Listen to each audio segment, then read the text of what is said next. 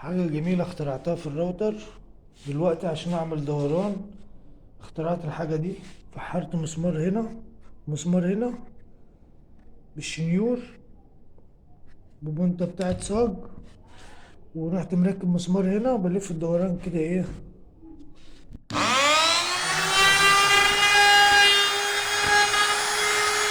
يجي معايا الدوران ده بيلف معايا زي ما انا ايه عامله كده.